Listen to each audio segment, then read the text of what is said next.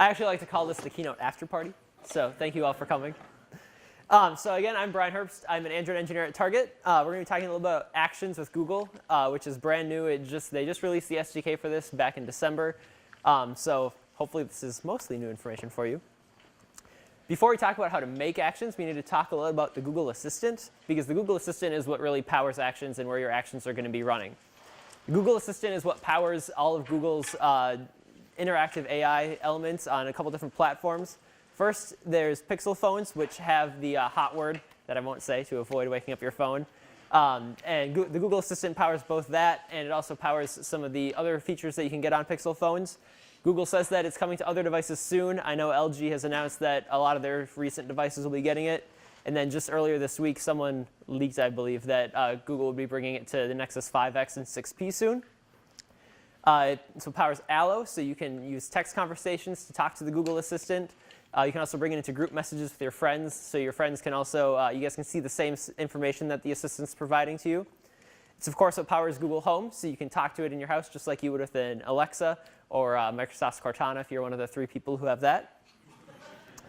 And then Google has also said that they're bringing the Google Assistant to Android Auto and Android Wear in the near future, so soon you'll also be able to talk with the Google Assistant in your car or on your wrist. Unfortunately, today we're just going to be talking about Google Home because the actions that you can create today are only available on the Google Home. Google has kind of indicated that the Google Assistant is going to be more unified in the future, so I would expect that all the actions will soon also be available on the cars, the watches, all that kind of stuff in the future. But unfortunately, again, now just Google Home. So we also need to talk a little bit about the design principles behind creating these voice interactions, because voice interaction is fundamentally different from the UIs that we are used to creating today. When we see a screen like this from the Play Store, it's pretty obvious what actions the user can take with the UI, and they can kind of play around and figure out what they can do on their own. We have, obviously, the nav drawer. We have a bar you can search. We have the voice icon, so you can use your voice to search. And then, of course, there's all these apps and games that are featured right up front, and it's pretty obvious that you can tap on them, or you can kind of guess that you can tap on them and see what happens. There's also the stuff outside of the UI of the Play Store. There's the notification shade, where you can see your notifications and get information like the current time or your battery. And there's also the navigation bar down at the bottom, where you can go backwards, you can go home, you can go see what other apps you've used recently. And this is all pretty obvious because you can see what's going on screen. With Google Home, it's very different, right? We have this little box that sits on a table at home, and that's pretty much the extent of the visible interface for it. And you don't really want to just say, hey, Google, tell me everything you can do, because you'll be sitting there for an hour with it listing off all sorts of different commands that you can give it, and you're never going to remember any of the ones that you want, and you're not going to be able to find the ones that you want. So we have to figure out how we're going to design our UIs so that it's easy for users to use them and find new features. Let's start by looking at a little bit of an example of a conversation you might have with your Google Home. You might say, what should I have for dinner? And then your Google Home will respond with, all right, well, what are you in the mood for? Do you want Italian, American, Mexican, Chinese? This is actually violating one of the first principles of a normal conversation with people and with your Google Assistant, in that you need to take turns. If we go back, we can see after Google says, what are you in the mood for, it immediately starts giving you options for what you might say. You're actually probably interrupting your user here, because after you ask them a question, they're probably going to start answering. So remember, just like in conversations with people, you want to make sure you're taking turns and not interrupting your users. This is another basic, simple phrase that you might say, just guide me downtown. And it looks pretty innocent off the bat. If I were talking to you, you'd probably be able to guide me downtown, partially because we're pretty much already there, but also because you know all the context behind what I'm saying. But if I'm talking to a robot, like the Google Home, it needs to know, which downtown do I want to go to? Do I want to go to downtown Minneapolis, New York, Chicago? There's a lot of different downtowns in the world, and it needs to know which one I want to go to. Guide me is also even more ambiguous, in that it doesn't know whether I want to drive, walk, bike, fly, and it also doesn't necessarily know where I'm starting from. Do I want to go from where I am right now? It doesn't even know where I am right now. Or do I want to start from my home, from my work, or any other place? The reason that this is a problem is that speech uses shortcuts. In our day-to-day speech, in all of our conversations, we tend to use shortcuts like this, assuming that you can guess what context I'm talking about. If I tell you that, that I want to go downtown, you know that I probably want to start here because I am here. And you're probably going to guess that I'm going to walk because we're super close to downtown. If Filling in these blanks requires context. You also want to go scriptless. We've all interacted with those god-awful help systems that are very scripted, and it very much feels like you're talking to a robot. While you are a robot, you want to make it seem like you're not a robot. So an example of where Google Home does this to kind of make it feel more natural is if you set a timer. If I go home and I tell my Google Home to set a timer for 20 minutes, it has a couple different ways of responding to me. So it can say, all right, setting a timer for 20 minutes. Sometimes it says, 20 minutes, starting now. And just varying up the kinds of responses you give to your users helps make it feel a lot more natural. And finally, we want to give our users the freedom to say whatever they want to say. So those phone systems that we talk to our banks and our healthcare systems, they force you down a particular path by saying, press 1 for this, press 2 for this. Or those ones that are almost even worse where you have to actually talk to it and you have to say a very specific keyword for it to do what you want. These are all forcing them down a particular path, and you also have to teach your users how to use the system. You want to design your voice interactions so that your users can say whatever they want to say in whatever way they want to say it, and then they'll be much more happy with your system, and they'll feel much less like they're talking to one of these robots. So we don't want to say help for more options. We also have to anticipate errors because, like I said, those shortcuts can cause ambiguity. So if I tell my Google Home to buy me a Kit Kat bar, it might buy me a regular-sized Kit Kat bar. I'd be pretty happy. I love Kit Kat bars. Or it might buy me a king-size Kit Kat bar. If it's feeling particularly adventurous, it might even buy me a green tea Kit Kat bar. Haven't tried those, but I've heard they're good. So the way you want to address this is get confirmation from users. For situations where you're buying something, you probably want implicit confirmation so you don't go buying the wrong thing and charging your users. For some things like setting an alarm, you want explicit confirmation in these cases. For some cases like setting an alarm, implicit confirmation is probably fine. If you just say, hey, all right, I'm setting an alarm, then your user will probably be happy with that. But when we're asking for explicit confirmation, we need to be careful about how our users can respond. Because if they are agreeing with whatever we're doing, they'll probably just answer with a quick, short, yep, yeah, go ahead, do that, something like that. But if they're saying, no, you got it wrong, they probably will tell you a little bit more about it. So no, actually, I want a regular-sized Kit Kat bar, not a king-size green tea Kit Kat bar. So you need to be able to handle the more expanded response that comes with a negative answer. So like I said, anticipate errors because shortcuts cause ambiguity. But we also don't really want to think about them as errors. We want to think about it more as being flexible. Because this isn't really an error. Your users are just talking to you the way that they would talk to any of their friends. So you need to just be able to handle that. Don't think about it as errors. Just think flexibly. As another example of this, your user, instead of saying set an alarm for 6 o'clock in the morning, they might just say set an alarm. And that's not, the problem is you can't set an alarm and just set it at the right time, right? There's no context to tell you that they want it at 6 in the morning or 5 in the morning or 3 in the afternoon.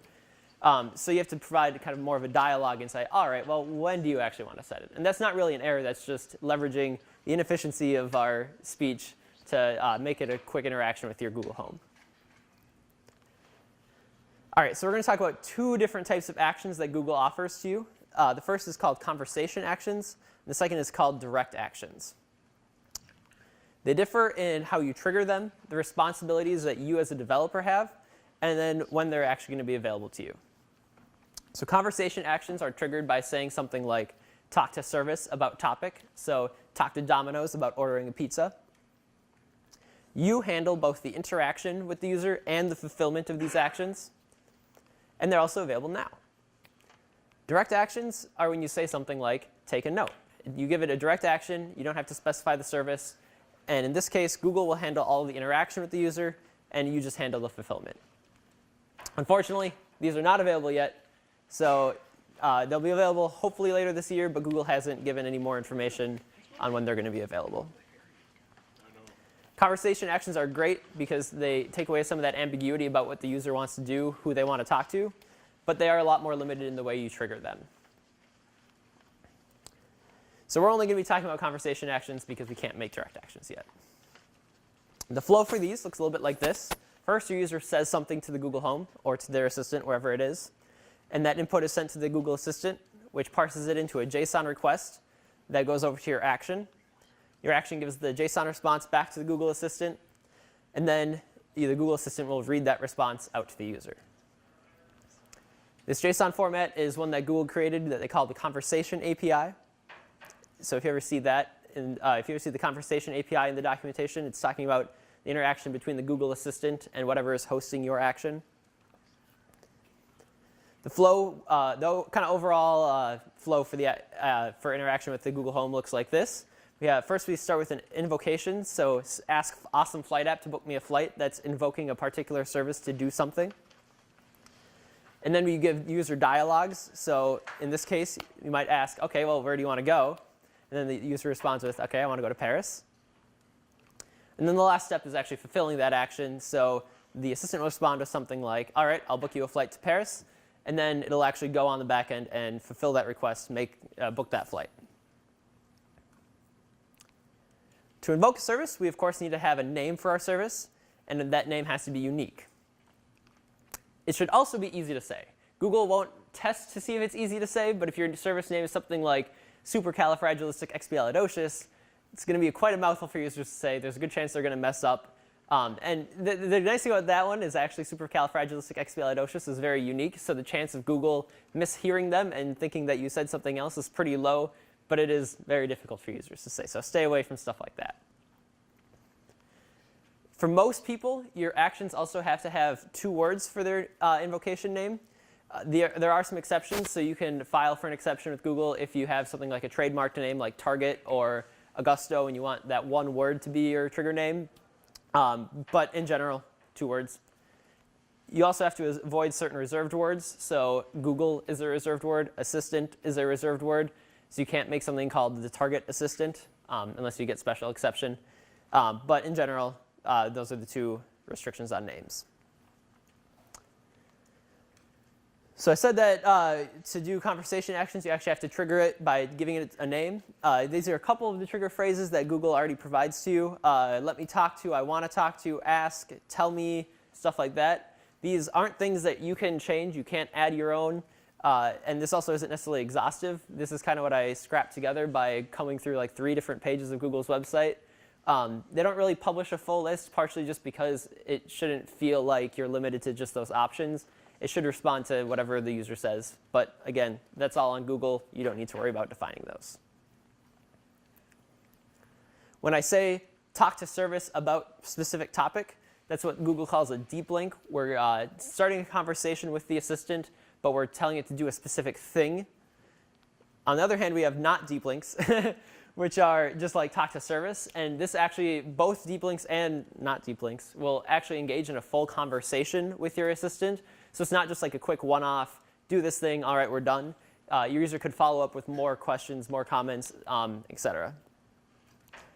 But what this means is that you need to actually end the conversation. The user can always say, hey, stop Google, I don't want to talk to this thing anymore. But you should also be cognizant of when your user might be done with the conversation. So if your user tells you to set an alarm, or if you hit that final buy button on an order, you probably want to finish that conversation because the user's probably done talking to you and they want to go back to doing whatever they want to do with their assistant. But if you're doing something more involved, like if you're building an order basket or something like that, you might leave the conversation open so they can keep adding things to that order. Google's 2 recommended ways to create your actions are through a website called APIAI, and the other option is the Actions SDK. APIAI is great because it provides you with a graphical interface for creating your actions. It also gives you some natural language understanding so that it can interpret your users better. And it also provides integrations with other services. So for example, there's a smart home integration, so you can more easily turn people's lights on or whatever other smart home interactions you want to play with. The Actions SDK is great because it's more powerful, but it's all on you. So you're basically just creating everything from scratch. You're interpreting your users, all that kind of stuff. It's all on you. We're going to focus on API.ai today because it's kind of the recommended route. It's a lot easier to get started on, and it's actually very powerful as well. API.ai services are encapsulated in what they call an agent. So this is what your user is talking to when they invoke your service. When they invoke your service, it's done through what they call intents, which are kind of like Android intents in that they start your service and provide information about what the user said. Agents can have a number of entities which represent the concepts that your user can talk about. So if you imagine something like a pizza tracker or a pizza service, you might have an entity that represents all the toppings you can put on a pizza. And then actions are just how your user or how your agent responds to the user. So an example of a couple of intents, this is actually going to be one intent with different ways of invoking it. So I can say set an alarm for 6 o'clock a.m. Might also say wake me up at 6 o'clock a.m. Or I might say I need an alarm at 6 a.m. Alternatively, I might also throw in a date there. So I might want to say, hey, I want that 6 o'clock alarm on March 1st. And these are all different ways for just setting a single alarm. Google also requires that you define a welcome intent, which is what happens when your user just says something like talk to Clocky. And this is a good opportunity for you to kind of introduce your app to your users, or maybe give some sample phrases of what they might say. So something like, you can use my app to set an alarm or start a timer, or something like that. You also need a fallback intent. So if your users say something really dumb, like tell Clocky to order me a pizza, my alarm clock probably can't order me a pizza. So this is your opportunity to say, I'm sorry, I don't know how to help with that. Actions. The only real interesting thing you do in Actions is you capture parameters and you prompt for additional parameters that the user didn't provide. So if you're setting an alarm and you need a time, this is your opportunity to say, hey, what time do you want that alarm for? Entities. There's a number that APIAI already defines for you. And this covers actually quite a broad range of stuff. So there's numbers, names, locations, dates, and times. They even have airport codes and so much more. Basically, anything that we use in regular speech is already there for you. But you might also need to create some custom entities if you're doing more context-specific stuff. So for example, like I said, if you're doing pizza topping, or if you're doing a pizza ordering system, you might want to offer the toppings just to kind of help API.ai parse out those toppings. If you're doing a sports app, you might consider doing team names, because sometimes team names don't really work really well with a lot of the other entities that are already there. Or fantasy names where the word doesn't really exist yet. You might want to put that in a custom entity to help API.ai parse out those words. Then finally, in API.ai, you define your responses to the user. When you do this in API.ai, they are completely logicless. So you can kind of pass the parameters that user sends to you back to them, but you can't really do anything with them. This API.ai won't help you set an alarm. It won't help you actually order a pizza or book a flight. It just provides the framework for getting input from users and then responding back to them. So we are actually going to flip over to a demo. So this is what API.ai looks like. You can see on the left we have, oops, we are flipping back. There we go. We have our intents, entities. We're going to skip over domains, the rest of the stuff. One thing we'll look at real quick is integrations. Here's where you turn on actions on Google. You have to give it, this is your invocation name. So in this case, I'm just going to call it DevFest. The Google project ID is used when you actually want to deploy it. You can select between 4 different voices. So there's 2 male and 2 female voices. They do sound different from the regular Google Home voice, so users won't get confused about what they're talking to. And that's about it here for now. So we're going to look at our set an alarm intent. You can see I've already got a lot of these user says phrases defined here, like I need an alarm, set an alarm, wake me up. I'm going to actually add a new one to show you guys how that works. Say I have a meeting at 6 o'clock a.m. And when I hit enter, you'll see that API.ai automatically says, hey, I see this time entity in that phrase. So it'll parse that out and it'll automatically add it down here to our actions if it's not already down there. So I give my action a name, and you'll see why that's important later. If you're just parroting back to the user, if you're not actually doing any fulfillment, you don't really need an action name. This is used for when you need to go have a service that actually sets an alarm or orders a pizza. You can set your parameters as required, not required. You can give them different variable names. So in this case, we just have a time and a date. The date, you can see, is optional. There's nothing really special about that right now because I'm not actually setting an alarm, but I could have that optional date to specify that later. If they don't give me a time, so if they just say set an alarm, we can give them a couple different prompts. We can say what time or when. And API.ai will kind of just randomly pick one of these prompts to give them if they didn't define that. Hit the X. And then down here, we just have a response which parrots back, OK, I'll set an alarm for that time, or your alarm will go off at time. So API.ai gives us a little simulator we can try this out in. So if I say set an alarm for 3 p.m., it'll say, all right, I'm setting your alarm. It's not quite formatted right, but we'll look at how to fix that later. The other thing you might want to do once you have this all set up the way you want it to is if you go, oops, that's not what I want. If we go into the integrations, we can go back to the Google or Actions on Google integration, and we can preview our action here. So there we go. Hit authorize. It'll give us a link to the Google Home Web Simulator. Let's start that. And now we can actually talk to it as though we were talking to Google. So API.ai talks directly to your agent, and it kind of bypasses Google. This gives you more of a realistic feel for how your users would interact with it with Google. So remember I said we can say talk to DevFest. It's 2 words. And it'll give you the JSON request that Google would send your agent, and it'll also give you the response. You can completely custom, again, with like the Actions SDK or even with a completely custom web server, you can go ahead and make these responses yourself, but it's a lot easier if you use something like API.ai. So now we're talking to DevFest, and I can say set an alarm for 6 p.m.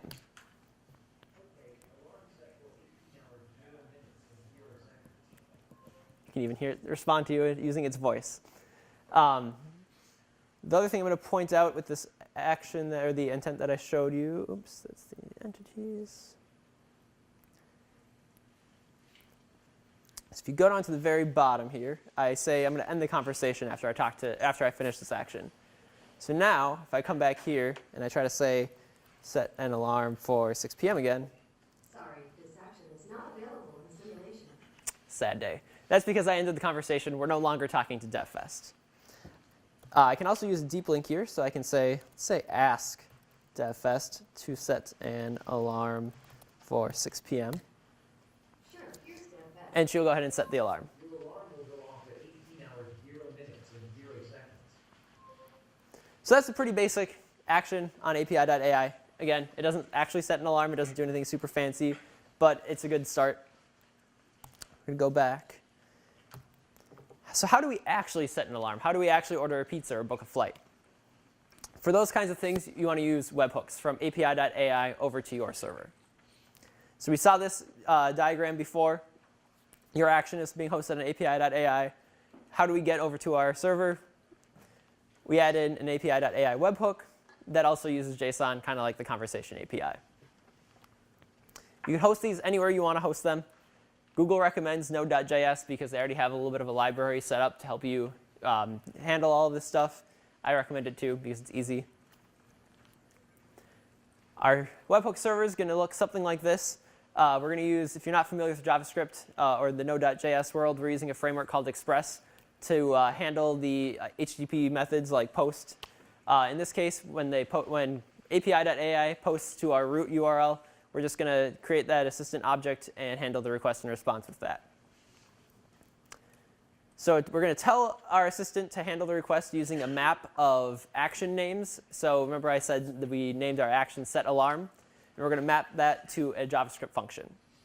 So in this case, our set alarm function is pretty boring. Again, it's just going to say, hello from the webhook. Nothing too fancy there, but this is where you'd actually set your alarm or do whatever else you need to do on your server to fulfill that action. You can also get arguments from your webhook. So for an alarm, you probably want to get the time. Those will match in API.ai the name that you give the parameter. And the other thing you might want to do is use what they call speech synthesis markup language, or SSML, to give Google Home some more context on how to say certain things. So for example, if I wanted to say SSML, I might wrap it in this say as tag that tells it to interpret that as characters. So that way, instead of trying to say something like sml, it'll say SSML. It also provides a lot of other things, like you can put a little break in there. You can actually insert audio files using SSML too. So if you want to play a music file or just a sound effect, something like that, you can use SSML to do that as well. Google offers a couple of things to identify users. First, there's an actual ID for your user. Be careful, this is kind of like an advertising ID on the web or on Android in that it's completely resettable by your user. There is no unique identifier to specifically identify a single Google Home device or a single phone. You can also get their given name, the display name, family name. You can get a location for them, either coarse, so a zip code, a city, or a precise location, a lat long, or an address. But this all requires permission, and if you are particularly curious about this, you can go under Google's documentation and see the kind of flow for that. But basically, your assistant will say, hey, this app wants to do this with your information. Can it do that? And then the user can say yes or no, kind of like on Android. So before, I talked a little bit about context, and I said that context is very important for having more natural conversations and filling in those blanks that come up when your users use shortcuts when talking to you. And APIAI also provides for this. So if I say, what's the weather like in Minneapolis to my Google Home today? Google Home will respond with, all right, it's currently 10 degrees in Minneapolis. There's actually two important pieces of context that Google can take from this. First, there's my location, Minneapolis. And there's also the temperature. So if I followed up with a question such as, who's the governor there? It might respond with Mark Dayton, because it has a location context of Minneapolis. If I said something like, is that hot? Then it might say, no, 10 degrees is not hot. That's really cold.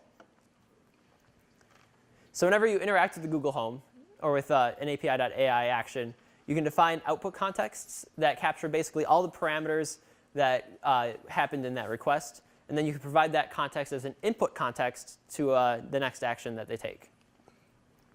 So like I said, it'll capture all the parameters automatically. You don't need to specify which parameters go in the context and which ones don't. And the important thing to note about input contexts is if you define an input context on an intent, that intent can only trigger if that context exists. So if I create an intent that requires a context of a location, that intent will only trigger if there's actual location context available. And we'll see what that looks like in a second as well. It might sound a little bit confusing, but it's actually really great because it allows you to do some pretty complex branching flows. And API.ai has an example that we'll look at that kind of shows how that works. Context also has a lifetime. First, you specify it as a duration in the number of requests that user makes. So the default is 5. So after 5 requests, if you haven't used that context again, the context will go away. And the context also ends with the conversation. So once I check that end conversation checkbox, the context all goes away. All right, let's go back to our demo. So we're going to actually start by looking at an example of entities. So I already, actually, we're going to delete this one and start over. So we're going to create a new intent to order a pizza. We're going to allow our users to just say, order a, let's see, pepperoni pizza. Let's say pepperoni pizza. And you'll see it automatically figured out that I want toppings. And that's actually a custom entity that I created. Oh, it's going to be mad at me because I just deleted that. So here's my toppings entity. You can see I've defined pepperoni, sausage, olives, peppers as valid toppings for a pizza. And I've also defined some synonyms. So for pepperoni, you can either say pepperoni or just pep. Allows you to kind of leverage, leverage shortcuts that users might use. Same for peppers. You can either say peppers or red peppers. Let's create this again. And so now that I've created that entity, it'll automatically know that when I say order a sausage pizza, that sausage is a type of topping, and that's probably the type of variable that I want to use.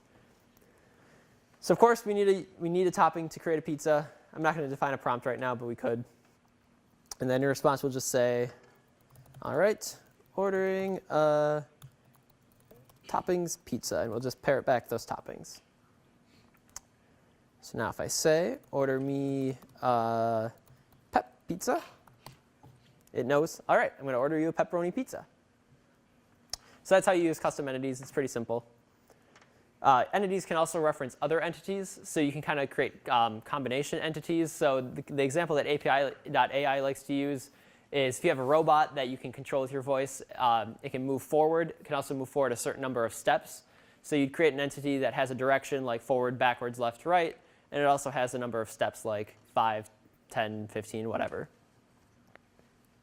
Let's look at contexts. So this is APIAI's bouquet example. It's a little bit more complex, but it shows some cool stuff that you can do with contexts. First, when you greet it, oh, hello, dictionary. It'll just say, when you say hello or hi to the bouquet example, it'll just respond with, hi, would you like to buy a bouquet? And you'll notice nothing special about that. But what's unique is, if we go back to our intents list, if you say, so if we go into the compose intent, if you say, yes, I need a bouquet, or I want to buy a bouquet after it greets you, then what it's going to do is it's going to set this output context of both bouquet, which is going to track what's in the current bouquet, and it's also going to set this compose, which is going to be used for our branching model. So before we go on, note again, one of the options here is just simply yes. So if we go back here and we go to yes compose, you'll see that the input context is compose. And it also defines a user says phrase of just yes. So the way that API.ai will pick between that last one we looked at and this one is the fact that this one has this compose context. If the compose context is there and the user just says yes, then we go in here. If they say yes without the compose context, it goes to that other one. So that's one way to create those branching models where you need to provide certain actions for user only if they've already done certain things. And then you'll see it gives out an output context of yes compose to continue branching from there. That's all we had for that demo. Actually, we had one more thing. Let's go back. So we're going to look at webhooks as well. So if we go back to our sample app here, we're going to create a little weather app. It's going to take in a location context. So let's look at where we set that. Set location. If you just say, I am in Minneapolis, it'll set the location context. And then this city variable will just automatically come with that context to all of our future requests. So if we look at temperature, you can say, is it cold? Is it hot? How's the weather? What's the weather like? And those are all valid ways to ask what the weather is like in the current city. We're not going to define the response here because we're actually going to use webhooks. So to do that, under fulfillment, you just check the use webhook box. And then under fulfillment here, you'll see that I already have it set up to enable the webhook, and it'll go out to an API that I have living out on Heroku. The code that's living on Heroku looks a lot like I showed you before. We have the API.ai assistant. We have our Express framework. We have a parser to help us parse our bodies. And then we have a little weather package that will help us get the weather. These actions map to the intents that I showed you before. Nothing too special there. And then we get that location argument passed in. So our get temperature function will use this weather package to find the current location, get the weather in degrees Fahrenheit. If we get an error, we respond with, sorry, I couldn't find weather data for that location. And if we get an actual response, we parse out the temperature and respond with, yeah, it's whatever, how many degrees in that location. So we are going to go over, we'll use the web simulator because that's cooler. So we can say, tell DevFest I am in Minneapolis. DevFest isn't responding. Oh. Try again soon. Awkward. Let's try that one more time. It might just be waking up. Let's see, did I get the command right? Let's double check. Ah, I didn't give it the right command. No, that should be right. I am in Minneapolis. DevFest isn't Nope, okay, responding. well, that's not going to work. Either way. Try again soon. It should respond with, I hope the weather's nice in that city, and then we could have asked it how the weather is. Fortunately, it's not working, but I promise it worked yesterday. All right, the last thing you might be interested in doing is actually publishing these actions so people can use them.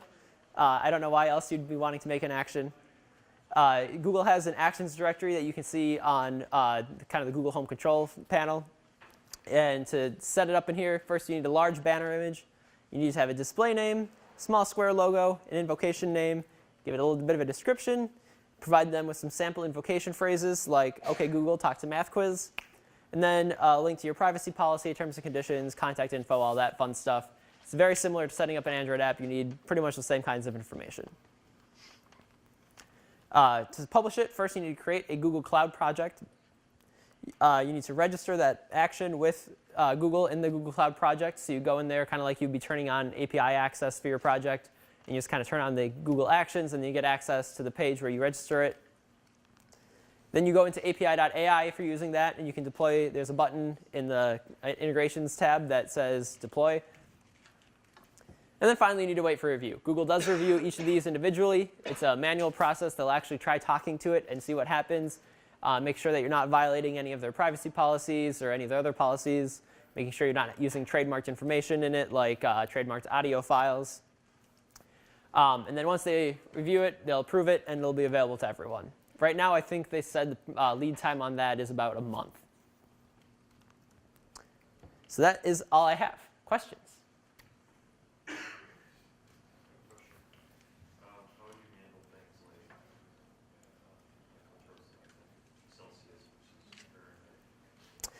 So that's a good question. Those would both be entities. If we go into API.ai, I can actually probably say, ooh, that's not what I want.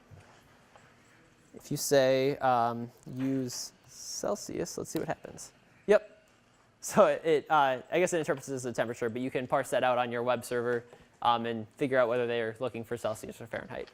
You could also get the user's location, their rough location, and based on that, say, if you're in the UK, you probably want to use Celsius. If you're in the United States, you probably want to use Fahrenheit.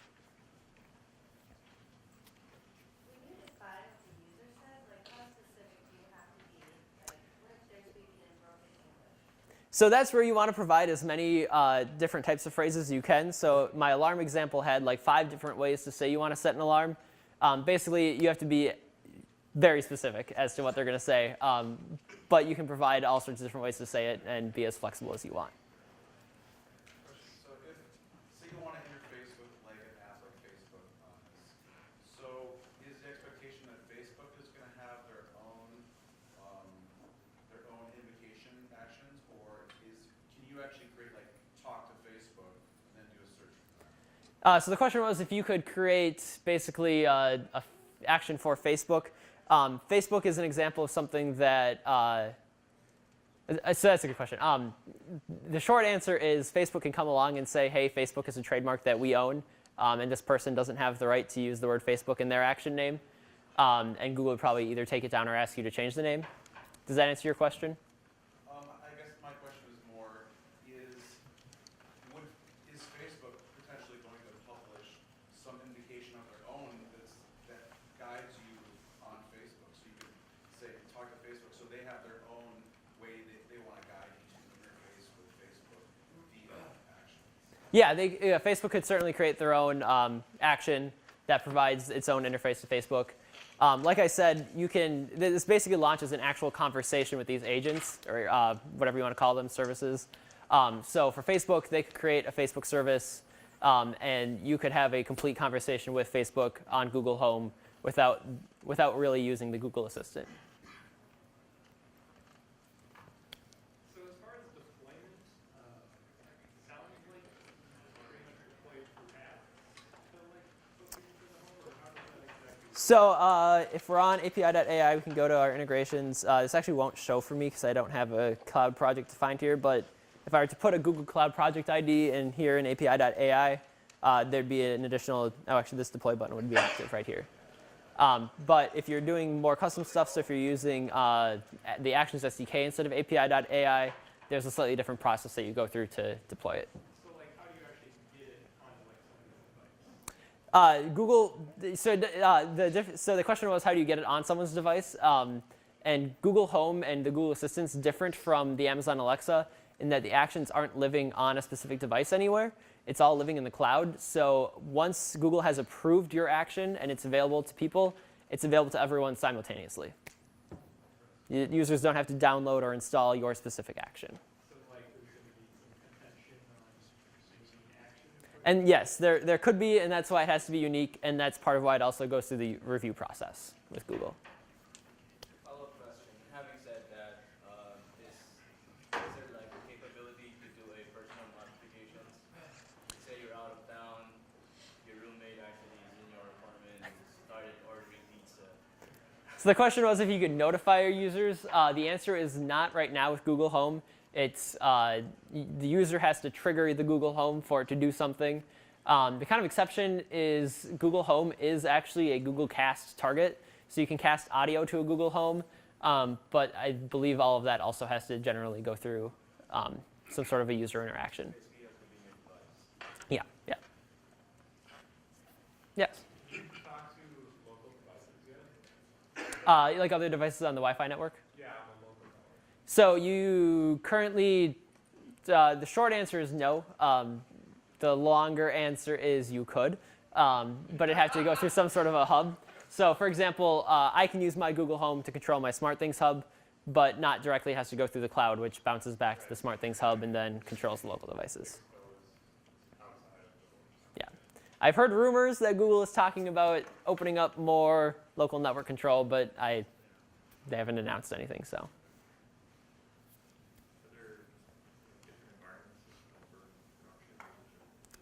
So the question was whether there are environments for Google Actions, so you can kind of have a dev environment, staging, that kind of stuff.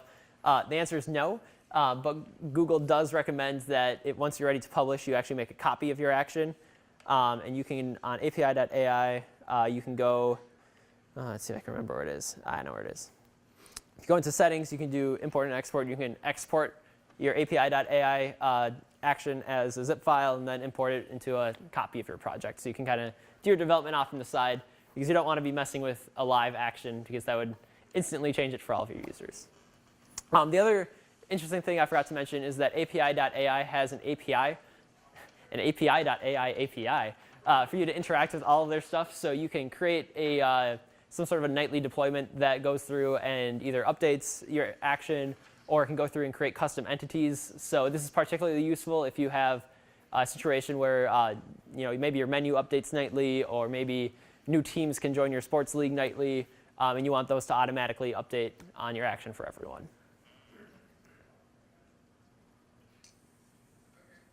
Any other questions? All right, that's all I have. Thank you.